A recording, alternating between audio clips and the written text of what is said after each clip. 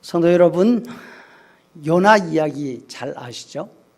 요나 이야기는 성경 동화 가운데 아이들이 가장 좋아하는 이야기입니다. 아기 상어 뚜뚜루뚜루, 귀여운 뚜뚜루뚜루, 바닷속 뚜뚜루뚜루, 아기 상어. 혹시 여러분 이 노래 아십니까? 전 세계적으로 수천만 명의 사람들이 유튜브를 통해서 나누고 있는 그런 노래입니다. 이 아기 상어 노래가 나오면 괜히 요나 이야기가 함께 머리에 떠오릅니다. 그런데 아이들은 큰 물고기 상어 혹은 고래에 대해서 관심을 많이 가지고 있지만 요나 이야기는 상어 이야기가 아닙니다. 고래 이야기가 아니라 하나님 이야기입니다. 요나라는 이름의 뜻은 비둘기입니다. 비둘기는 옛날부터 소식을 전하는 전령으로 사용되었습니다. 어디에 있든지 자기 집을 기억하고 집으로 돌아오는 회귀 본능 때문이죠. 전쟁에 나오는 군대들은 집에서 기르던 비둘기를 통에 담아서 전장으로 나갑니다. 전쟁이 어떻게 진행되는지 그 경관을 간단하게 써서 다리에 묶어서 비둘기를 공중에 풀어놓으면 그 비둘기는 곧장 집으로 돌아갑니다. 전화도 무전기도 무엇보다도 셀폰도 없던 시절에 이만한 전령 역할을 하는 데는 그것은 없었을 것입니다. 요나가 왜 전령, 비둘기가 되었을까요? 하나님의 말씀을 니느웨에 전하는 사명을 맡았기 때문일까요? 요나의 역할은 가기 싫은 니느웨로 가서 그 도시를 회개하는 데서 그치지 않습니다. 요나서는 요나 자신을 포함한 요나서에 나오는 모든 사람들의 입을 통해서 하나님이 어떤 분이신지 우리에게 전해주고 있습니다. 요나서가 우리에게 전해주고자 하는 하나님은 영원히 변치 않는 사랑을 가지신 분, 인애의 하나님이십니다. 요나서에 등장하는 인물들은 한결같이 절망적인 상황에 빠져 있습니다. 이젠 끝이구나, 죽을 수밖에 없구나. 그런데 그 상황에서 하나님을 찾습니다. 맨 먼저 나오는 사람들이 뱃사공들입니다. 요나는 니느웨로 가라고 하시는 하나님의 명령을 받습니다. 니느웨는 아시리아의 수도였습니다. 지금 이란 지역에 있으니까 동쪽으로 사막을 건너 있는 도시입니다. 그런데 요나는 배를 타기 위해서 요빠 항구로 내려갑니다.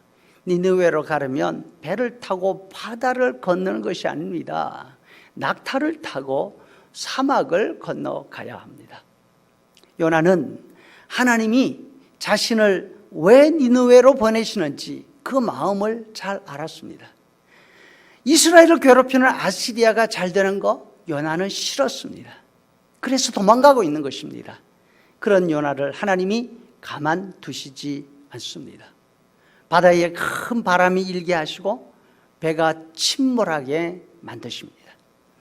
요나는 배 맨 밑창 선실에 내려가서 잠을 잡니다. 선장이 요나에게 와서 말합니다. 우리 모두 어려움 가운데서 각자의 신에게 기도하고 있습니다. 당신도 자지 말고 깨서 당신의 하나님께 기도하십시오. 혹시 당신의 하나님이 우리를 생각하셔서 망하지 않게 하실지 누가 압니까? 여기에서 당신의 하나님이 중요한 거죠. 요나서는 선장의 입을 통해서 요나의 하나님은 재난 가운데서도 생각을 돌이켜 망하지 않게 하시는 분이심을 가르쳐주고 있습니다. 또 물고기 배 속에서 살아나온 요나가 니느웨에 가서 니느웨 성이 곧 망한다는 메시지를 전합니다. 그 소식이 왕의 귀에까지 들어갑니다. 왕은 노해서 도대체 어떤 녀석이 그런 소리를 하고 돌아다니냐고 당당 집어넣어 이렇게 하지 않습니다. 오히려 온 성에 회개의 금식을 선포합니다. 그리고 말합니다. 하나님이 뜻을 돌이키시고 그 진노를 그치사 우리가 멸망하지 않게 하시리라. 그렇게 않을 줄 누가 알겠느냐. 요나스는 니느웨 왕의 입을 통해서 뜻을 돌이켜 멸망하지 않게 하시는 분, 그분이 바로 하나님이심을 우리에게 가르쳐 줍니다.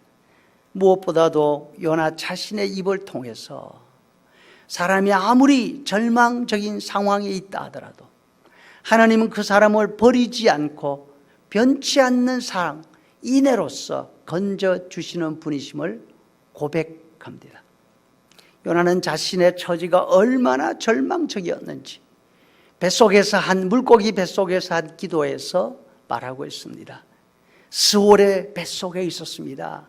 깊음 속 바다 가운데 던져졌습니다. 하나님 앞에서 쫓겨난 죄인의 처지였습니다. 바다풀이 머리를 감싸서 절대로 도망가지 못하게 묶어놓은 상태였습니다. 나는 산의 뿌리까지 내려가 있었습니다.